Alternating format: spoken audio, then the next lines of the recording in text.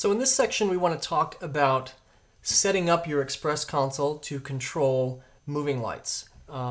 There are a certain set of features built into this console that make accessing moving light functionality a little bit easier than individual channel control. We want to cover how you get to those right now.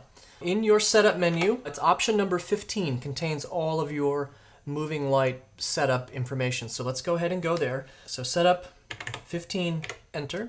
And there are actually a few menu items here. We're going to take you through each one of them and see what they do. The first one, we'll just go in order. The first one is personality setup. So what is personality setup? Basically, a personality is the term that we use to define what the Express console thinks a moving light is, because every moving light is different. They have different capabilities. The order in which the channels function, whether it be pan and tilt or intensity or color, are all different. So the console has to know what that is, and the personality is what says that.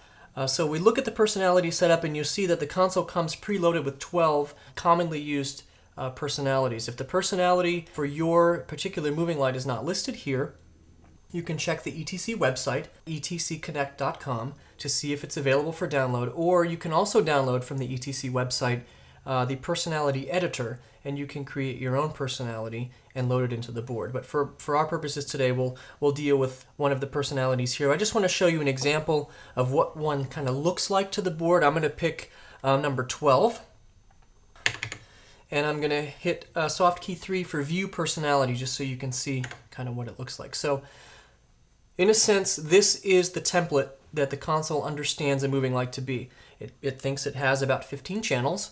The first channel is pan, and then the fine control for pan, and then tilt is the third channel, and the fine for tilt, and then color, and then the gobo, and all the stuff, finally with the last of 15 channels being intensity. So that is what the console thinks a techno beam is.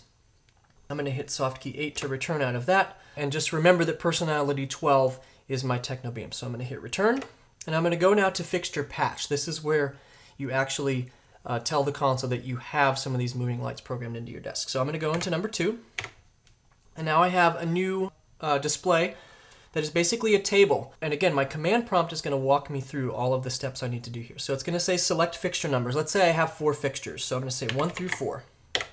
Enter. Now it's going to say select the personality. Well, I remembered that personality 12 was my techno beam, so I'm going to say 12, enter, and you'll see that personality will say it's number 12, techno beam. And now it's just going to move across the table. It says select the starting channel number. This is where you want to make sure that your console has the capacity to handle these number of channels. If you're working, say, with an Express 2448, you only have 96 channels available to you, and if you're using 80 channels for your dimmers, you're going to be fairly limited. In this case, I'm going to start these techno beams at channel 101 because the console I'm working on happens to be an Express 250, and there's enough channels for that. And what it's going to do is it's going to automatically increment and do the mathematics for me so that the first techno beam is 101, the second techno beam is 119, the third one is 137, and so on and so forth. And now the next column over is the DMX 512 start. Now this is where you've actually physically plugged in your moving lights to your console. It's asking first for the port, and your Express console has 2 ports of DMX, and typically you want to plug your moving lights into port 2 because you've got your dimmers plugged into port 1. So I'm going to go ahead and select port 2, enter, and now it's going to ask for DMX starting number. Typically this is number 1. You'll take your first moving light and address it at 1, and your second moving light you'll address at 19, or whatever the console has done the math for. Now you have to make sure in system setup that you have enough dimmers turned on. You have to go into number of dimmers and increase that to allow for this capacity, but I'm going to go ahead and do that. And then it will continue to move across in these various columns. Remote dimmer is something that these particular lights don't need a remote dimmer. The column is going to say no, and it can't be changed. And swap focus allows you to swap pan for tilt in case the light is oriented in a way that you want to be able to control it that way. So that's basically how you get them patched in. I'm going to go ahead and return out of this so we can continue going through the moving light setup menu. Option number 3 is our attribute setup. Basically, an attribute is something like things like intensity, pan, tilt, and color. all of the functions of a moving light fit into one of four categories, either focus, color, image, or beam. And if you need to make changes, you can do that here, but typically the way they come from the factory by default is a good way to start. So I'm going to go back out to my main menu here by hitting S8 to return.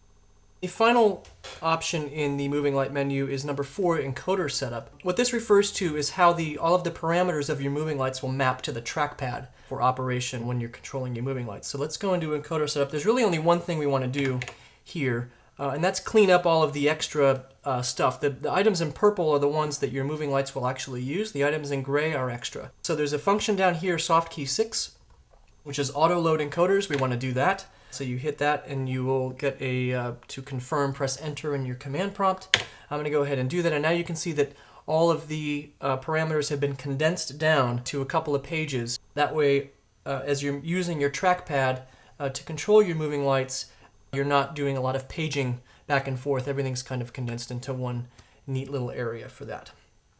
So those are your steps that you should take to prepare your console to operate moving lights.